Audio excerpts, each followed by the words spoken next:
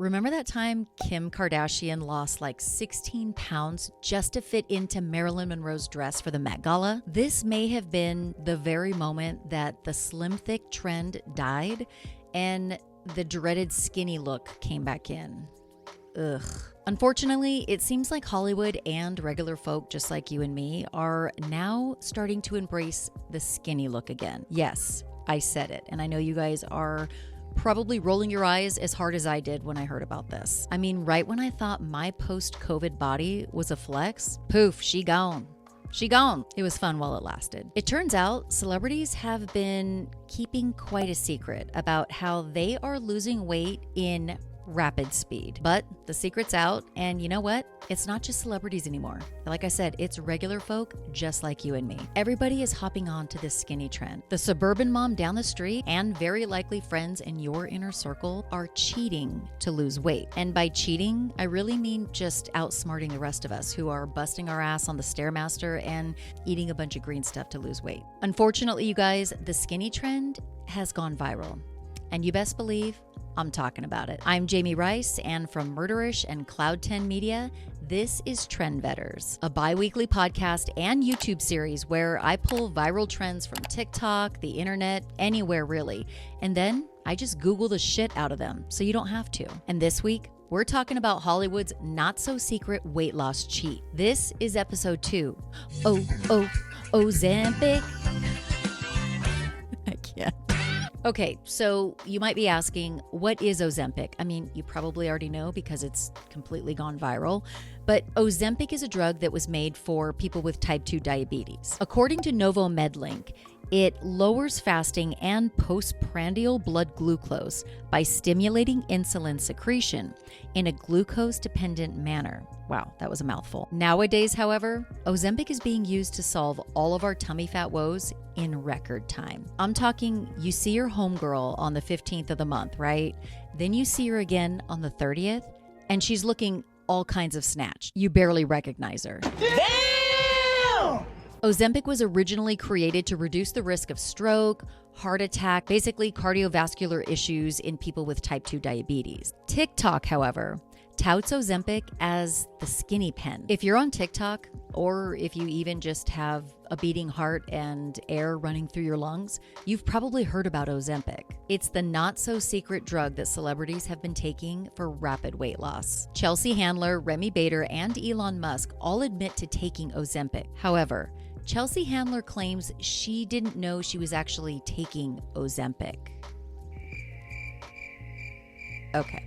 We're just going to leave that right there. Typically, people taking Ozempic, they'll inject it in their stomach area, their upper arm, or their thigh once a week. Your Ozempic dosage is gradually increased over time to avoid GI issues like vomiting, diarrhea, things like that. And studies have shown that Ozempic works really well for weight loss. Again, according to that unique medical article, a 68-week study was done on over 2,000 overweight people. The study showed those taking 2.4 milligrams of Ozempic once a week lost an average of 14.9% of their body weight, while those taking a placebo only lost 2.4% of their body weight on average. And many people taking this drug are reporting that they're seeing results in as little as 2 weeks. However, some other people say that it's taken several weeks for them to see a difference. I mean, it's no wonder that this has gone viral.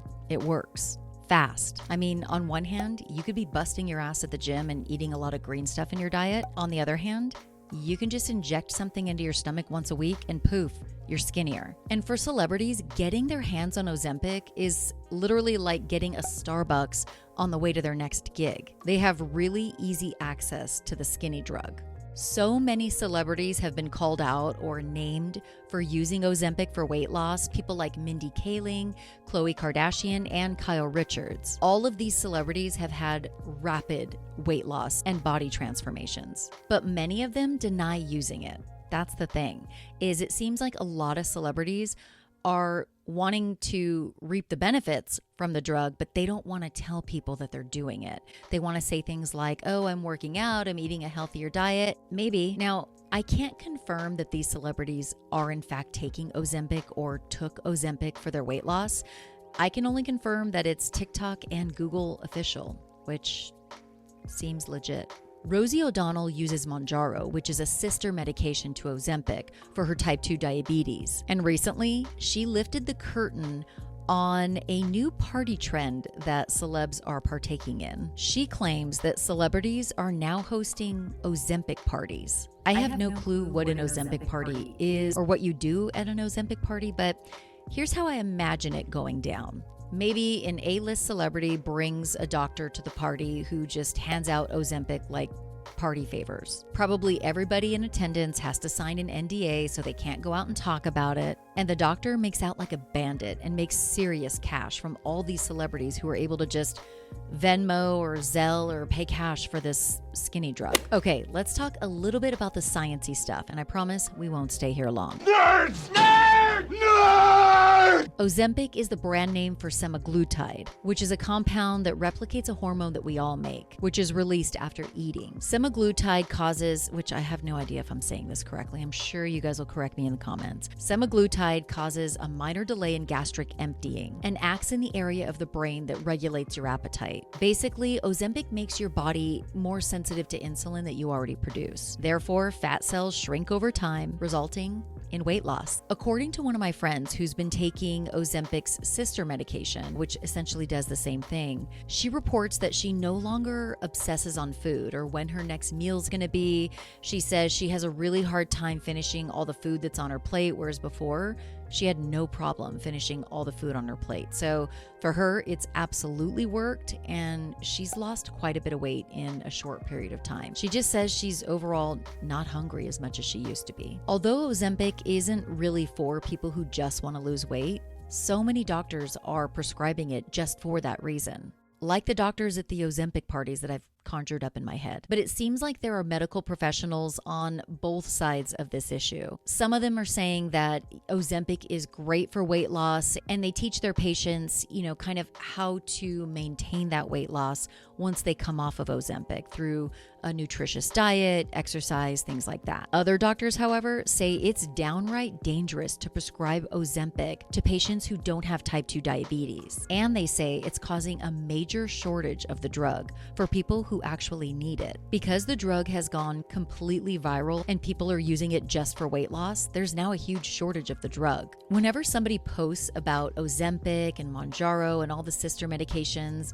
and how there's this huge shortage, I always see people duking it out in the social media comments about, hey, don't blame us. Obesity is also a serious issue, yada, yada. And then you have others who actually have type 2 diabetes saying, hey, I'm having trouble getting the drug that I actually need to live because you guys are out here using it to shed weight quickly. So it is definitely a polarizing topic. In addition to the Ozempic shortage, there's another issue people wonder about, and that is, what happens when you stop taking Ozempic? TikToker Remy Bader said on the Not Skinny But Fat podcast that when she went off Ozempic, she gained double the weight back. Still, so many people are hopping on the Ozempic bandwagon. But before you get all excited about this skinny drug, you need to peep the cost of it. It'll set you back about $1,400 per month for this miracle injection. That's what some people pay for rent. I mean, not in Los Angeles, I can say that for sure, but some people pay that for rent. It's wild. I also want to point out, this is like 8 times more than I pay for my miracle injection. Botox, of course. Now, Ozempic is covered by insurance if it's prescribed for type 2 diabetes. But for anybody wanting to shed 10 pounds in 2 days, I joke, you're going to have to come out of pocket and join the club. My Botox, my LED light therapy mask, my retinoids, those all come straight out of my bank account. And I must have the Karen of health insurance because they refuse to cover it. Listen, I think I can make a pretty strong argument for my insurance to cover my anti-aging products. Okay, hear me out. Age has really inflicted some serious conditions on me, like fine line itis, age spot fluenza, and collagen loss pox. Okay, seriously though, despite the Lux price tag, Ozempic does have some side effects for some people. I'm talking nausea, vomiting, constipation, loose stools, and heartburn, all of which I would argue could also be brought on by a lit night at the club and a 2 a.m. stop at Taco Bell. Am I right? And there's another potential side effect to Ozempic: that's also gone viral. It's a sub-trend called Ozempic face. Basically, when you lose a lot of weight in rapid time, the skin on your face starts to sag, you appear gaunt, and this is referred to as Ozempic face. And I can just see it now. Plastic surgeons are gonna make even more money than they're already making, because I imagine with Ozempic face, you gotta bring it back up, so facelifts are gonna be in even higher demand. The rich keep getting richer, you guys. The bottom line is, Ozempic works if you want to lose weight. However, it's a roll of the die as far as how it's going to make your body look, your face look. I mean, you don't know if it's just going to give you the shits or a saggy face, or maybe neither. It's a roll of the die, people. For Generation X and older, loving your body at any size is a real battle. We've been trying to recover from the toxic diet culture and skinny is best since we were young. When we were growing up, magazine covers were filled with like the heroin chic skinny models like Kate Moss. But today, we have celebrities like the Queen, singer-rapper Lizzo, who preaches self-love at any size. We're definitely making strides toward a less toxic and self-loving culture, but it's just not going to happen overnight. Listen, I completely understand the desire to be thin. I think it consumes many of us, or has consumed us at one time or another in our lives. And I've definitely tried certain diets like keto. I mean, I was on keto and I lost 20 pounds in just a few short months. So I know these things work and I've certainly dabbled in them, but now being in my mid-40s, I've committed to never doing a fad diet again. I just don't think it's sustainable. I think that there are many of them that are a quick fix that'll work, but then I wonder, like, what is this doing to my body over the long term? How long can I sustain this fad diet? Am I happy? I remember when I was on the keto diet, and listen, if keto is your thing, go for it. I think that some people can sustain a long time on keto and probably be very healthy inside and out on keto. But for me, I found myself going out, in social situations. We'd go to dinner, have drinks, and I would already be thinking about what's on the menu that I can eat versus what I really want? What kind of drink can I get that's low in sugar, low in carbs? And it just became too much. I want to be happy. I think there are just other ways that are going to be more sustainable for me to stay fit, to, stay healthy, but also be happy and not stress and over obsess on what I'm going to eat, what I can't eat, what I can drink, what I can't drink. Nowadays, I just read the ingredient list, right? So it's not that I won't go on that 2 a.m. Taco Bell run, because I definitely will, but I just try to do my best to eat foods that are going to give me antioxidants, protein, some sort of health benefit, but I just don't over obsess on it. And I try to move my body as much as I can during the week. All right, you guys, it's time to end the show. But before we go, I want to have a little fun. I always say to friends that whatever shows up on somebody's For You page can tell you quite a bit about that person. The TikTok algorithm is crazy scary. It's so accurate. So at the end of every show, I'm going to do a segment called Show Me Your FYP. And of course, I'll go first. So now I'm going to pick up my phone and I'm going to see what the first 5 videos are that show up on my TikTok FYP. All right, you guys. So the first video that comes up is this really funny trend where it's literally just like a still image of somebody, but like it's like spinning the person around. There's all these like flashing lights and there's this like funny music that's playing in the background. Basically, this trend is so mundane, but it is freaking hilarious. What you do is it's a picture of you and you just literally say something like, hey, just came here to let you guys know that I went to the store and I tried to pay cash, but they weren't accepting cash, so I paid with a credit card. And that's literally it. And it's like, those who get it. But this definitely, I would say the algorithm definitely knows me because this kind of shit makes me laugh. Okay, that's the first video. Love this. Okay, so the next video is a set of markers and it's a little animated bee, and the caption on screen says, relatives when they don't know what to buy for the artist in the family. The artist in the family, I don't know why this is showing up on my FYP. This is completely throwing me off. Yeah, so I would say the algorithm does not know me in this video because I'm not an artist. I can barely draw a stick figure, and that's the truth. So yeah, this is kind of interesting. Okay, here we go. Okay, so the next video is this like superhero dude, and it says how black people low-key call you stupid, and it's like, yeah, you better than me. It's too funny. Sorry, CapCut, next level dish. All right, I am so confused by this one, but it just was how Black people low-key call you stupid. You better than me. Too funny. Next level dish. I wish I understood this. I don't get it. I don't get it. Okay, the algorithm is only 1 for 3 so far, you guys, because I don't understand this shit. Hold please while I Google it. Okay, here's the third video. Okay, this 100%. Now, this is a sponsored ad, but the algorithm definitely knows me. It's a girl. She's wearing the big headband that, like, you know, beauty influencers wear. I have one as well. And she's talking about, like, her skincare routine and yada, yada, yada. Basically, like, I am obsessed. I geek out at night on Googling the shit out of, like, what's the best skincare routine over 40 and what kind of retinoid should I be using? What kind of like laser treatments should I be doing? So this definitely, I would say now the algorithm is definitely 2 for 4 because I am a skincare nerd. I go down the rabbit hole almost every night on skincare. So, all right. So here's the 5th video. Okay. It's a beautiful woman and she's saying, let me go back. She is saying, I've always known I was delusional, but I didn't realize how delusional I was until I put this filter on, because when I put this filter on, my immediate thought is like, okay, I don't look like this. Okay, so obviously when I first opened up the video, I described her as a beautiful woman. She's absolutely drop dead gorgeous, but apparently she has a filter on and she's just like, holy shit, I don't look like this.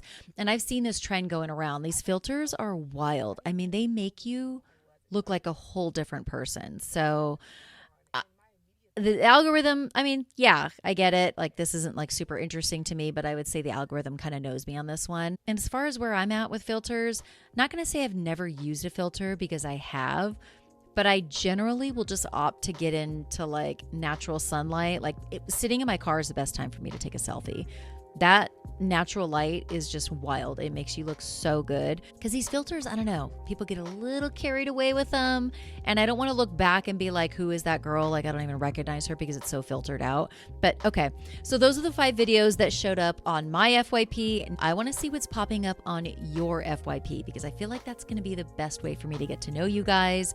So make sure you're following me on social media because, you know, I want to see what's on your FYP. And that's the best way to stay up to date with this YouTube series and the Trendvetters podcast. And also, I want to hear what you guys think about this skinny trend resurgence, about Ozempic, all of the other medications that are out there for type 2 diabetes, but people are taking them for weight loss. Have you tried them? Do you know people who have tried them? What are your thoughts? Give it to me. And make sure you guys are subscribed to Trendvetters here on YouTube, as well as the podcast if you're into podcasts. Listen, you guys, we've all fallen victim to a viral spiral at one time or another, hopping onto these viral trends without ever really vetting them out. So that's where I come in. I will vet all of these trends for you so you don't have to. On Trendvetters, you're going to be able to stay up to date with all the viral trends, how, why, and when they went viral, and whether you should be following these trends or not. All right, you guys, I got to get out of here. Thanks so much for watching, and I'll see you in a couple weeks with a brand new episode.